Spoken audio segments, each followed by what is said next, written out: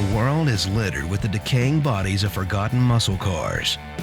At Graveyard Carz, a restoration shop in Springfield, Oregon, no car is too far gone or past its expiration date to get a new lease on life. Leading the group of Mopar morticians is Mark Warman. My name is Mark Warman. I am the owner of Graveyard Carz. Our job is to take a 45, 50-year-old car, restore it correctly, and have it look the way it did in its former days of glory. At Graveyard Carz, you won't find many mods or aftermarket parts, but what you will see is a team of hard-working technicians dead set on restoring these cars back to their factory specifications. I'm Will Scott. I'm the painter here at Graveyard Carz. I do all the paint work, the cutting and buffing, slight assembly, kind of a little bit of everything, but mainly just stuff in the body and paint shop. My name's David Ray. I'm an assembly technician here at Graveyard Carz. Well, I'm Alyssa Rose, and I'm the lead historian for Graveyard Carz. Hi, my name's Royal Yoakum. Hey, my name's Royal Yoakum, and I show up here at Graveyard Carz just to take my verbal abuse. No, seriously. The restorations I've been helping Mark with since we were kids, really. I've been with the show since the beginning, mainly just as a whipping post. To restore one of these cars, Mark and his team decode its vehicle identification number and build sheet. We bring them here, we bring them back to life. We completely disassemble them, strip the paint, replace any rusted out panels. We're a Mopar restoration shop specializing in OE replication. I'm bringing the deadest Mopar muscle cars on the planet back to life again. To do this, they use original equipment reproduction parts to replicate its exact appearance the day it rolled out of the factory.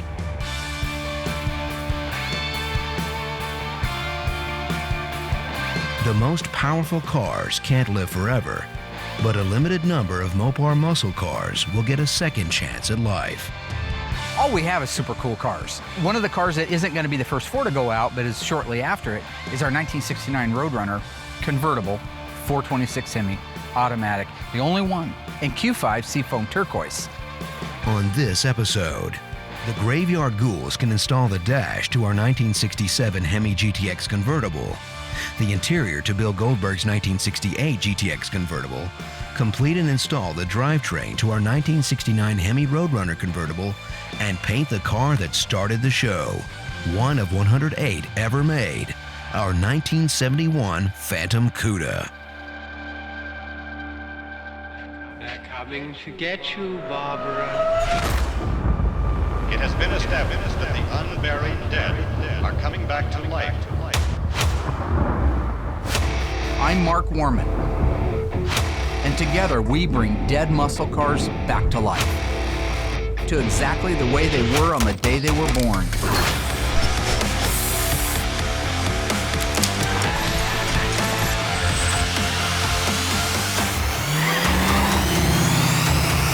This station will remain on the air day and night.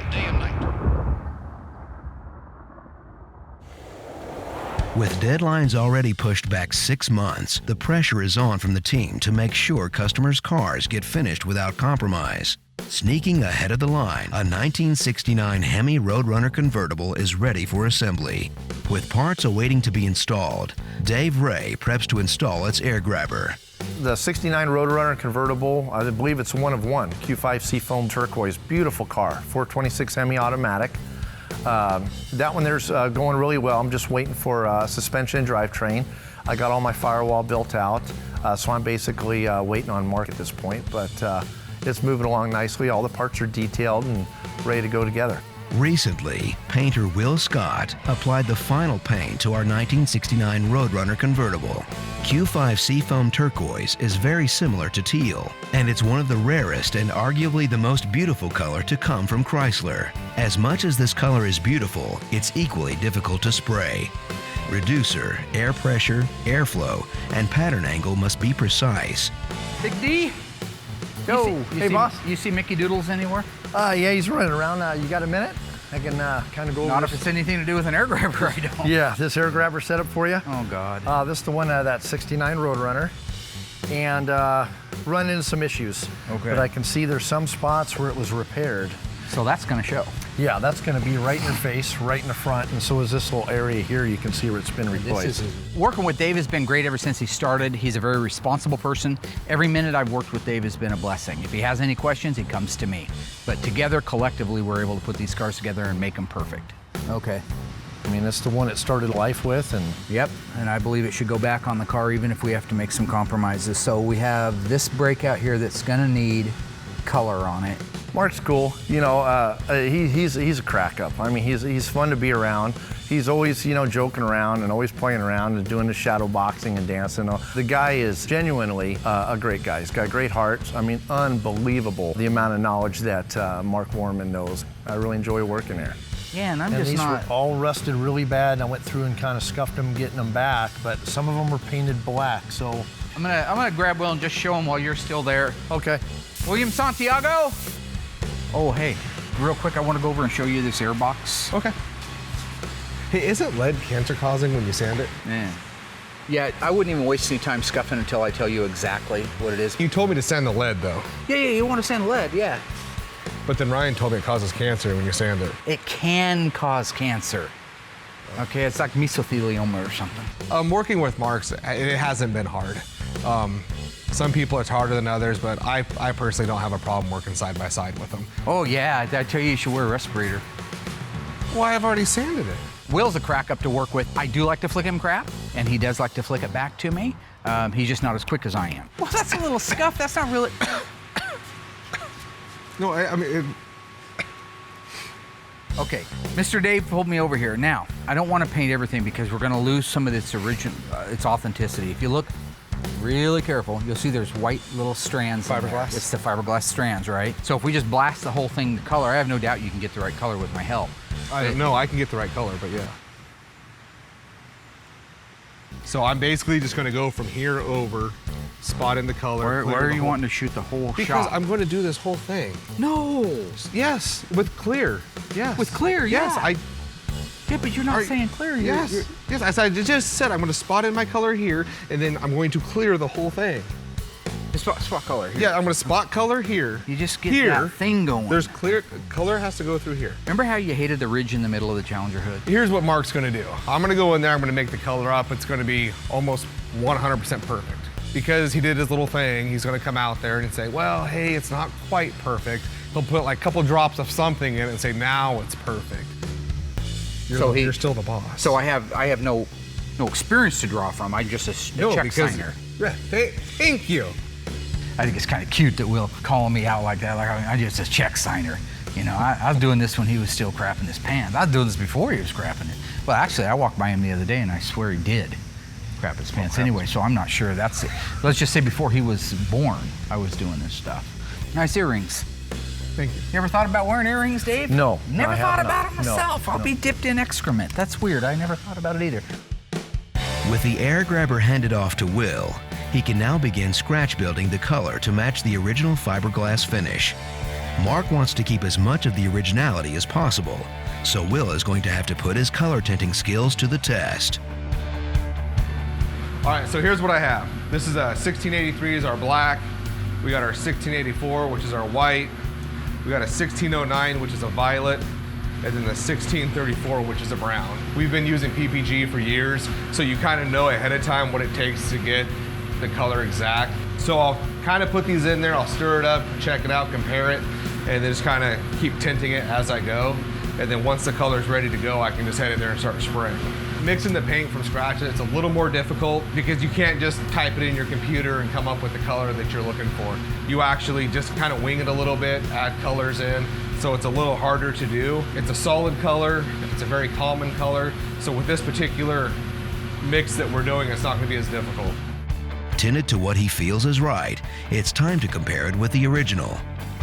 Meanwhile, Dave found out whether the rivets were a natural steel or black finish. I got with Dave, all these bolts actually stay a natural finish. Dave went out in the graveyard there. I guess we have 2 cars out there that had these on there, so he was able to look at them, and then they have bolts out that were rusted. So that tells you that they weren't painted at all. So what I'll do is I'll end up spraying my color on, and I'll get overspray on them, but I'll come back with lacquer thinner on a rag, kind of wipe them clean, and then end up clearing the whole thing, which will also prevent these from rusting in the future. So we're basically doing exactly what factory did, only it's a little bit better because I'm going to clear coat this whole thing, which will preserve it forever. So if you can get your color, you know, pretty close, you know, which I did there. So that's a pretty good match. That's actually really good. That's 30 times better than Mark could have ever dreamed of doing. So we got this whole thing laid out, ready to go. I'm gonna go in, put my paint in my gun, dust some color around the areas that need it, and then clear coat the whole thing with a semi-flat clear.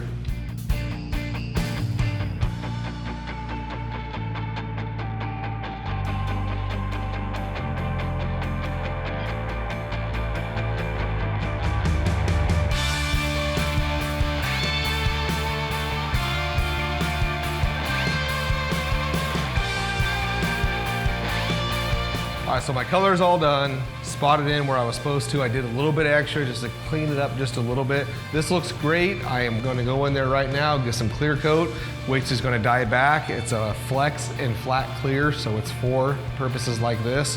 I'll clear coat the whole entire thing and give it back to Dave. It's gonna look brand new.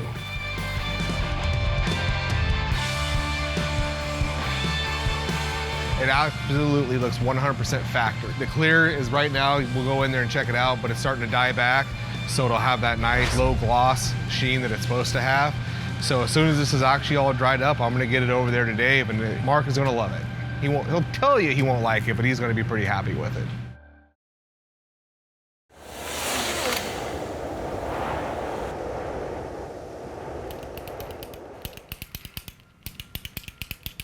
I don't give crappy jobs. Yeah? When a good man comes to me and says, thank you, Mark, for your continued help and support in the work-related arena, and I want to move on. I want to better myself. You know, you say to me, I want to move past that. Then I can make that dream come true too, AKA for you. Yeah. Point is, you haven't passed your PPG certification test yet, right? I passed that 15 years ago. The guy in the shop who gives the test is a friend of mine. Mickey, you turd stain. The Iceman. Have you ran the ad yet for the painter? Good, don't bother, all right? I got the guy for the job. He's perfect. He's in my office right now. Yeah, he's passed the PPG certification test. Yeah, it's first aid trained. And we can have a CV printed up this afternoon? Good. Yeah. I'm seeing you Sunday, aren't I? For my sins? Yeah. Has Elaine left you yet? Yep. She has left him. Forgot about that.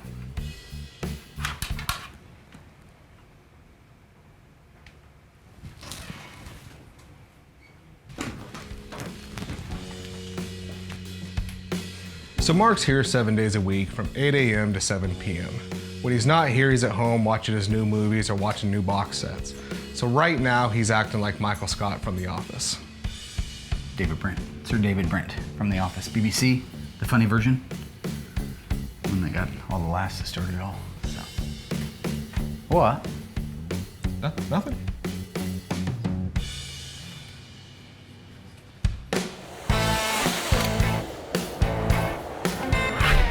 In 1967, Plymouth shook the world up with the gentleman's muscle car, the Plymouth GTX.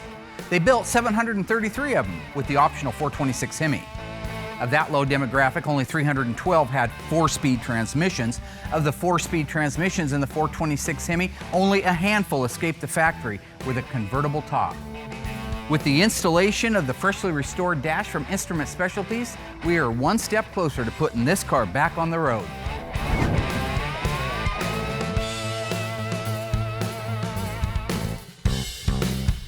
I like the fact that that car's gonna be driven every day. So as far as the interior goes, we just put it back in. The car came here for strictly body and paint. So you're gonna see this car every day on the road. He's gonna be driving it through Vegas. I love this car. All right, got our dashboard back from our buddies. Let's set this back here. Get that. Do that. They do a good job. Underneath it. They do a beautiful job. You Let's got do it. it. Oh, they do beautiful work. Look at that. This is the little button right here that you have to push down if you want to pull the headlight switch completely out so you can take the bezel off. So just remember that if you're ever doing your own car. It's way on the top. It's way past the average human. Of course, I got little arms. I got short little arms. Yeah, but you got to figure too, you're jammed in between the seat, Steering column weighing on coming the right back down of the here. floorboard, feet going over the top of the headrest. Colon's oozing stuff out of it from your 50-year-old prostate exam. Anyway, have you got side bolts in place yet? Yeah, side bolts are in place. Okay, and this will go up here. I'll let you. You have a little. I'm gonna try getting here for you. Mark. Yeah, there it goes. Beautiful. There we go. That looks great. Good job. Oh, look at that. The holes lined up perfect. Yeah. Look at that. That's something. Yeah, that's. Oh my. Oh hell yes! I got to put on my party dress. Looks great. Let's plug it in, baby. Oh God, that looks awesome, don't it? Yeah. Beautiful. I love it. The dash went in like butter. Right now, Dave is installing all the rest of the wiring. He's plugging the plug and plays together where they're supposed to go, chasing them down, putting everything where it needs to be. Here's our goal, all right? Once he gets that dash done and everything wired in place, we're gonna be able to put a battery in it and then we can do a systems check. Convertibles are usually a little more tricky because you got the top motor and some extra electronics and extra, wiring and stuff going to the rear of the car. We have Legendary Interiors coming out here right away to put the convertible top on it, and so they need that top to be fully functional. Of all the systems that have to work when they get here, that convertible top has to, and it's all been rebuilt, it's all been detailed, so it's a multitude of things can go wrong. But if that goes right, they're here, put the top on it, we bolt the interior in it, I call Mr. Torino up, and I make his day and say, your GTX is done, sir. I'm not anticipating any problems, but you never know. You won't know until you get going on it. After the convertible top's on, we bolt the interior in it, and this thing's down the road.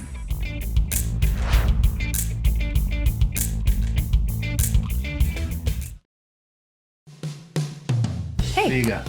I got the parts marked out for you. Good. 71 Cuda stuff, that's what I'm working on. My dad is great as a dad. He is driven, motivated. Yeah. What do you want me to do for the rest of the day? I don't have much going on. Good news for you. Got a guy bringing over a car, wants to sell it to me. Borrow my tow truck. We'll be here in about 10 minutes. Okay. As a boss, my dad is a little crazy. Stanley Delwyn Lynch.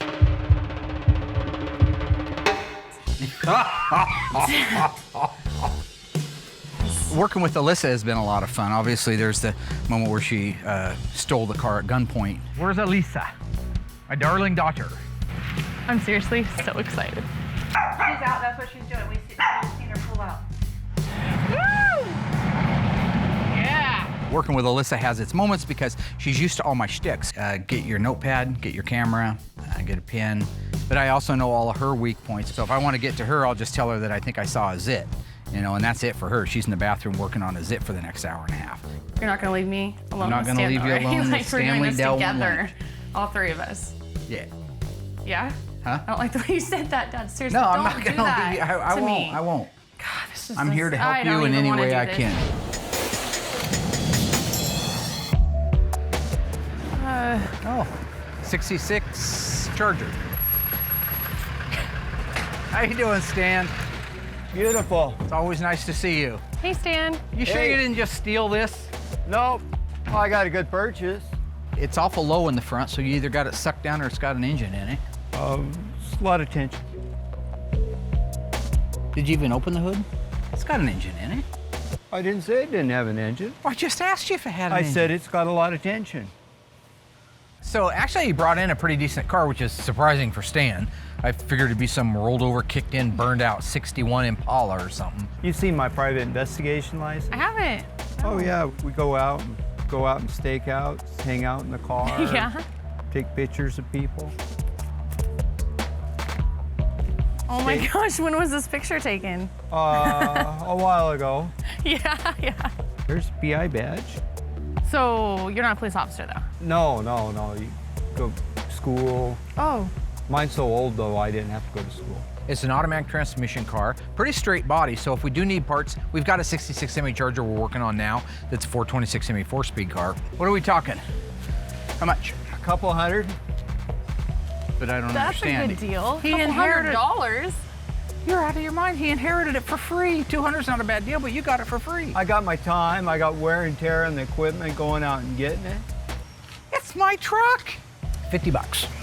50 bucks. 50 bucks. You know what I can get for scrap metal? That's probably worth more than 50 bucks scrap metal. 100 bucks, that's the top offer. If you throw in a haircut. Allysa? My dad's gonna do your haircut? Done. Wait, what? Done. Yeah. I'm gonna do your haircut? I think paying 100 bucks is a good buy. He would have gave it to me. That's the whole thing. I know he wants some brewski money. 100 bucks and a haircut. Yeah, you like cutting his hair though, right? What is that? My lunch. What? It's lunch. Haven't you ever cooked a potato on the motor? That's gonna probably be the last time I go out and do a walk around with my dad when he buys a car, because I'm not gonna get roped in to free haircuts or awkward encounters anymore. I don't think he's into roping. Oh my god. Didn't look like it cooked it very well. Yeah, I learned. It was know what you're- educational. Anyway, enjoyed cutting his hair. I've got a shop to run, as you were. Flism, flasm, Does anybody feel bad for me? flazoo. Anyone? Oh my god. While the GTX was known as the gentleman's muscle car, not in this case. 1968 GTX 444-speed convertible. This is one of only 375 built. This car has manual steering and manual drum brakes. Fortunately, it's owned by former World Wrestling Champion Bill Goldberg. And trust me, it takes a Bill Goldberg to drive a car like that. With the repairs finished on Bill Goldberg's GTX, Dave and Allysa are going to install the seats and center console. What I pretty much did, I got all the carpet in. It's all cut around the console. The top of the rear seat is in, and everything's prepped and ready to go for the door panels and the rest of the seats. I'm excited. I got Allysa helping me with this one, so this is going to be cool. What I'm going to have you do is start with this here. I'm really excited to get to work on Bill Goldberg's GTX. It's one of my favorite cars in the shop. Righty-tighty, lefty-loosey. Yeah. Wind up there, so everything looks pretty good. So now we can pop this in, like that. Ooh. So once that goes in, everything else Looks will so kind of follow pretty. suit. Not too bad, huh? Ah. Now it's just a matter of tightening the screws to keep the panels in place. This reminds me of putting model cars together with my dad. Oh, that's cool. You'd think it'd be less intense, like putting a little model car together with him, but It's not, yeah, huh? I think we did a couple together, and then he decided he wasn't going to show me anything in the shop. Oh, right. The model cars, yeah. He It was said- like the intro. Oh, gotcha. Into- So he's like, no, you're not doing that. Yeah, Well- it's stressful enough. I think you're doing just fine. With the window cranks and glass installed, it's time to install the rear passenger seat. See, it goes in and Yeah. then it catches. Let's see where yours is. Oh, you got yours. Did I? Yeah, Hey, yours is in. I thought Score it was first in. try. Awesome. All right, that's it. With the rear passenger seat installed, Dave and Allysa can install the center console.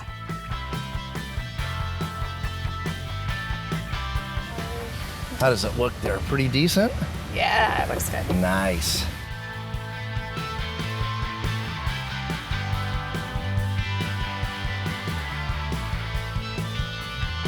Now that the seats are bolted to the body, the interior of Bill Goldberg's GTX convertible is complete. I think it went great. That went awesome. It's so tempting not to just put it into first gear and head Yeah. out, but you know Yeah, what just- happened the last time I did that, so I'd like my privileges back, so I'll be good. Yeah. You want to start it up? Can we start it? Yeah. Just make sure it's Oh, in yeah. neutral.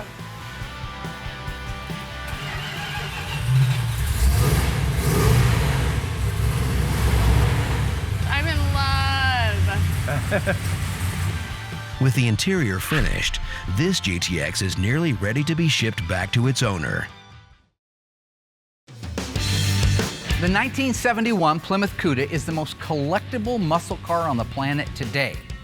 This is an example of rarity. One of only 108 440 6-barrel 4-speed cars built with additional optional EV2 Tour Red paint and a shaker hood. When this car receives its final paint, it is going to become the most classic and talked about 71 Cuda on the, what are you doing? I was gonna roll this in the booth. This is a power shot. This A is what power I what? do to Have you never watched any movie? Have you ever seen Robert De Niro? Are you talking to me? Lieutenant Weinberg, I have a greater responsibility than you can possibly fathom. We did this last season. You leap for Santiago, and you curse the Marines. We need something new. We use words like honor. What's Colonel Jessup going to do if he gets interrupted? Because I like to make sure that Just saying, if you're giving your final summation, Pacino comes down and says, say goodbye to, oh, excuse me, Mr. Scarface. I was wondering if you could help me out in the kitchen. I got some questions. You don't do that. You let him say it. Say goodnight to a bad guy. We're back to that again. He's going back to just sign his name to checks. I'm going to continue working on That's going to kill somebody. Maybe like a year ago, he was a little more in tune. Now it's just all... Say goodnight, little bad guy. That's how he approves cars now, and I guess that'll have to do, and I'll go ahead and get this thing painted.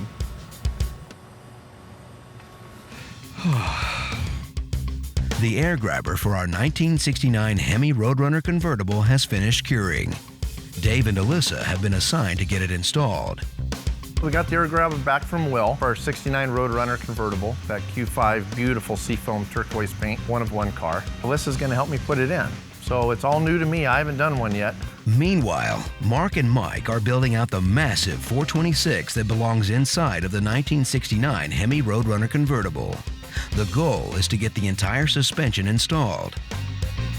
Why don't we start with just getting the carburetors on if you want to put the rear one on. We just got these back from Scott Smith at Harms. Beautiful, beautiful work he does. The original casting plating of the casting is right. He does a phenomenal job, so we've entrusted him with all of our carburetors. Now we're talking about numbers. This carburetor has an F like Foxtrot, an 8, and then it has 4619S. Those actually mean something. It means that they don't just go on there. Any carburetor would run on there, but the right one. So the F represents the month that this carburetor was cast, starting in January with A. So this is June of 1968. The car was actually built April of 1969. So as long as these carburetors precede the build date of the car, then these would be right for the car. The number itself, the 4619, is the correct AVS 4-barrel carburetor for the front. And so if you look at that one, it's got the same thing except with the 4621 behind it. The 4621 means it's the rear carburetor for an automatic. It would be different if this was a 4-speed car. So that's how detailed some of these casting numbers and part numbers can be with their date codes. We do not have the correct date-coded fuel pump for this engine. The owner knows that. The owner is fine with it. He's got several Hemi cars. This was an extra one he had. This is a 1966. And how I can tell it's a 1966 is if you turn it over, you go to the base. This is the base of it. You'll see A6.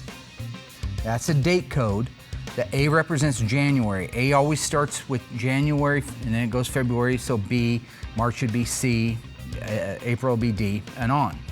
The 6 is 1966, so this fuel pump, while it's been freshly restored and is beautiful, this started life on a 1966 model 426 Hemi. And have you checked to see if the relay rod's in there yet? The relay rod is not in there yet. Oh. This is what we refer to as the setback.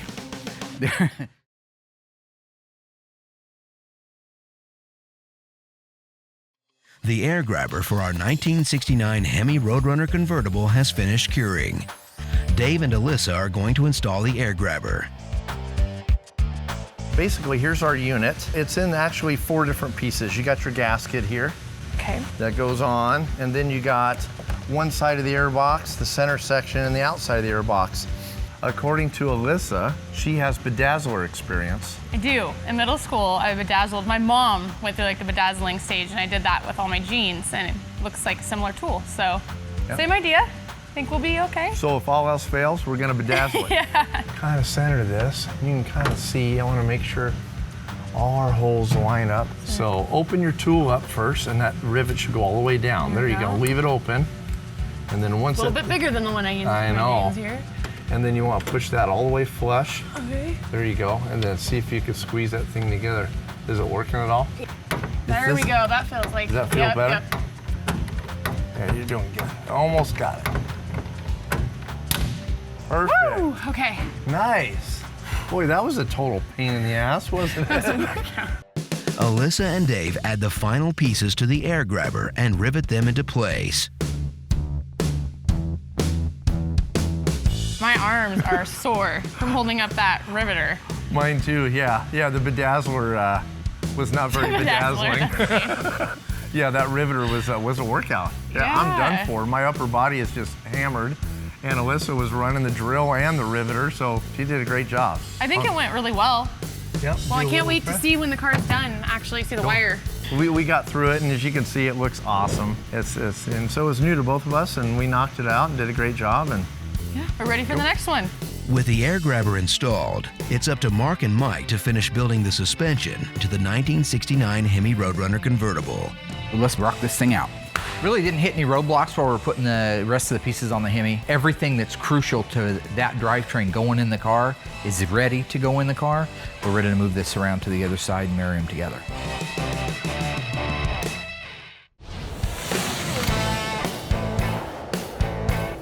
With the air grabber painted and installed, Mark and the Ghouls can now install the 1969 Roadrunner convertible's massive 426 Hemi engine. Okay, let's put the rear end in first to counterbalance it. Nothing like putting an 800-pound valve. That's probably more like 11 or 1,200. oh yeah. You're talking about a Q5 Seafoam Turquoise 69 Hemi Roadrunner convertible. I mean, they only made 7 Hemi Roadrunner convertibles, and it's the only one in Q5.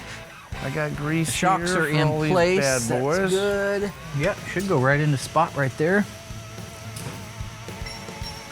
Grab your side roll. For as big and clumsy as these cars are, there are certain components on them that just have to be dead on, straight, accurate for them to go on, and that's one of them. So it's none of that horseshoe bull crap. You got to be right on the money. Okay. So you have the front, both sides leaf spring hangers, shackle hangers, and shocks are tight? Yep. All the front perches are tight. Let's get that front end stuck together. Let's stuff that big mother bear Hemi in there. Oh yeah. Oh, yeah. Come on, hernia. Oh yeah. Just go slow. Whew. I'll kind of guide you in. Big old heavy joker. When it comes to the installation of a 426 Hemi in anything, the problem always is size. You're trying to stick this great big huge elephant engine in a regular size normal car. With as many hands as we have on deck, we shouldn't have any troubles. What you want to do is get the engine installed without beating the hell out of everything around it. Keep coming. I think we're good right there for a starter. What do you think, boss? Okay, that looks really good there. Somebody say when. I've watched Mark go, you know, from doing his own cars to restoring customers' cars. I've been with the show since the beginning, mainly just as a whipping post. I think that I'm blessed to be able to work with a great group of guys that I do get to work with. I mean, my daughter, Will, Dave, those guys, but Royal, he's my friend. We really have most of our formidable years working on cars as a team together. I can do a lot of tormenting before he hits his boiling point. That's a plus side to it. But at the end of the day, I can also call on Royal and know that he's going to be there. He's going to be there with me when nobody else will. What the f*** are you laughing at, Nancy? You want to come leg squat it? You little bitch. I could probably let the back down, you think? I'm not in my strength zone. This is my strength now. Don't hold on to the cross member or the sway bar. It's not going to go anywhere. You're a dumb son of a I could have let him go for a while. You could have. Oh, you, no. Great. You can come back a little more. Yeah, room temperature IQ. You're in no position to laugh at me. Room temperature, there's my buddy Mark. Son of a. There you go. Yeah. Okay, is it ready to go back now? Go up. Go up, roll. Right there. Okay, come back. All the geometry is right. I mean, it wouldn't have took a K-member if the rails were too close together. The car was never wrecked before. It's a beautiful body on it. It's just, I think with the power steering on it and all decked out, it was just a tight fit. Okay, we got the front 2 K-member bolts in. Now we can put the transmission cross-member bolts in. Once that's in, we can raise the car up and put the rear K-member bolts in. And we're finally buttoned up. That's the tightest fit I've seen on a Mopar yet. I think next time I'm gonna end up taking the steering gear, just leaving it off. That's the way to do it. It's just too tight. Too tight. But it's the first 69 Hemi Roadrunner convertible I've done, so sorry. Sue me. Deal. Look at that baby go together. I'm relieved to have it done. That's nice. The owner's going to be thrilled to death. He's going to be excited to see the pictures. All right, great job, everybody. Great job. Nice work. All right. All we have left is some cotter pins we got to put in and the drive shaft, exhaust, and all of a sudden the bottom of this car is going to be wrapped up. Be driving before you know it. With the drivetrain installation complete, it's time to check on the wiring for our 1967 Hemi GTX convertible. Let's kill the lights. Nice. All right. Okay. All right, let's try it. Park first? Yeah, let's run the park. Look at that. We got park lamps in the front. Beautiful. Go ahead and pull the headlights on the rest of the way. Give me a high beam. Okay. Who's going to drive you home tonight? Nice. That's beautiful. Let me check the back. Okay. The worst thing that can happen when you're doing something like this is if somebody's got the wire that goes to like the emergency brake warning light in the actual hole for, let's say, the high beam, then they're going to work opposite. You hit the high beams and your emergency brake light is going to come on. It's nothing. It doesn't cause a fire. It's just kind of cumbersome because you have to reach up inside and switch things around. Okay, pull them on. Nice. They're evenly balanced, by the way, which they're not always. Usually one's brighter than the other. While the taillights are on, let's hit the brakes. Okay, brakes. What more do you want? Who's the man? You the man. Left hand. Look at that. And you can check out our nice fender marker indicator there. Beautiful. Oh, yeah. Great. Yeah. Let's go to the right-hand side. Wow. Works beautiful. Yep. You already know all that, don't you? Yeah. You're confident. You're a confident man. Okay. Turn the lights on. All right. Woo, beautiful. There we go. All right. So it comes down to this moment. How do you feel confidence-wise? Oh, I'm confident. Of course you are. You don't even worry about it, do you? It's going to work. Well, I just get worried because of all the hydraulics and stuff. But yep, hydraulics, the motor. Well, I'm green light go. I say ready? hit the top and let's see what we got. Yeah. All right, here we go. Going up. Come on, baby. Come on, baby. Look at that. Looking good. Wow. You did like a bench bleed on it, didn't you? Yeah. Look at that.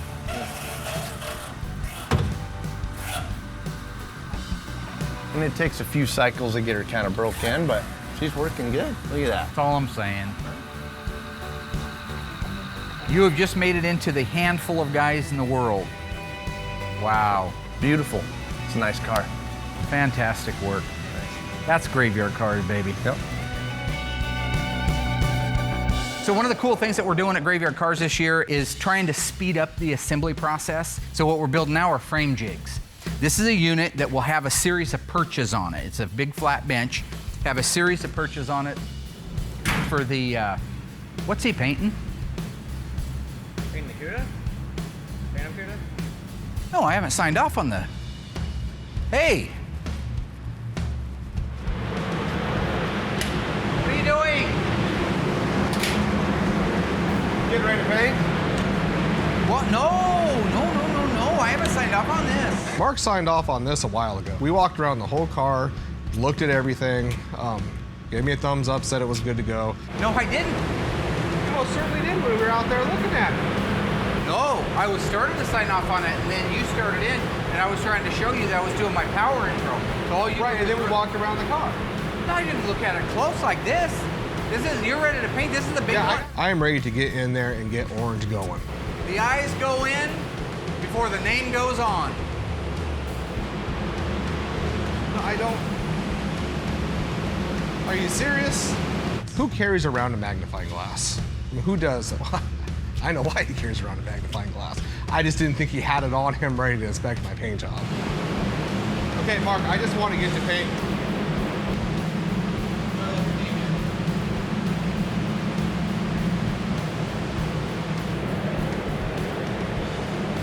Can I get back to painting?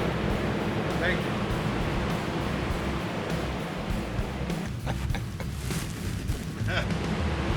You have my blessing now to go ahead and paint it. I had your blessing 2 days ago. You're welcome.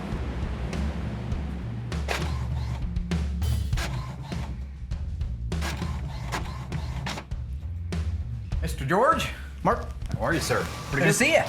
George McGeorge?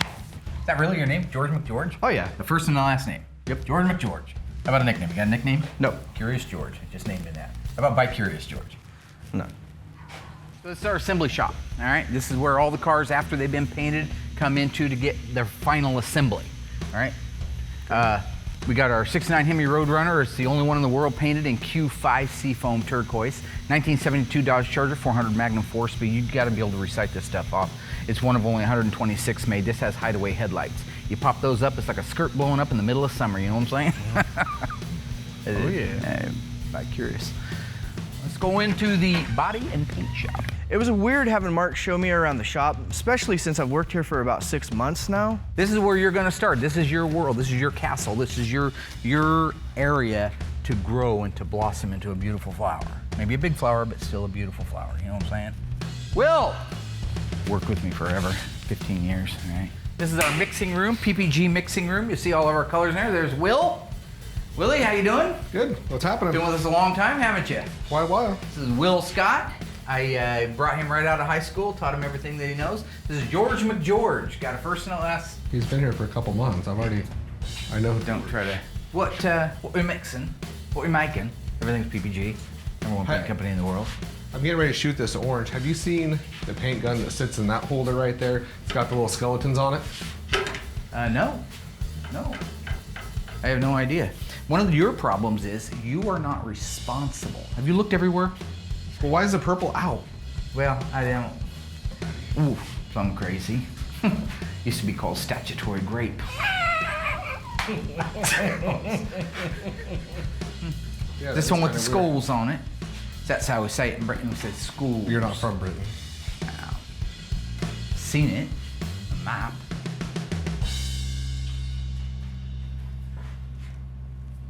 Yeah. What? Oh, that's mental. That's plumb crazy. Why would you do this? Why are you laughing? I guess you might say we painted him in a bit of a corner. Is this the whole stapler and the Jello thing? Only the paint version? Is it what? You know, when I put the stapler and the Jello, it's funny. You put my paint or my gun in the I have no idea paint. what you're talking about. Look at your hands. Okay. Can we stop with all this? I didn't want to paint you in a corner. This is what we talked about. You need to find a new show. He's gonna get along great around here, isn't he? My curious George, always looking at the other side. No? What is the most important thing in business? Is it the building? Is it the stocks? Is it the profit? No.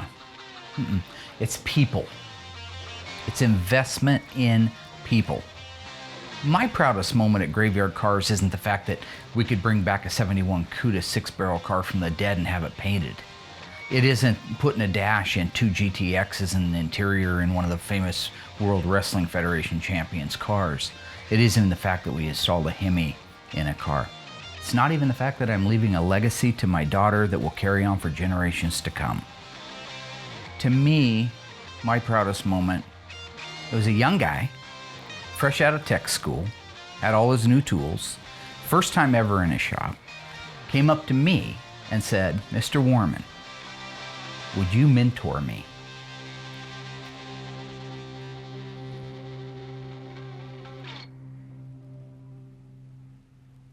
It didn't happen. He turned out to be a piece of shit. I had to let him go.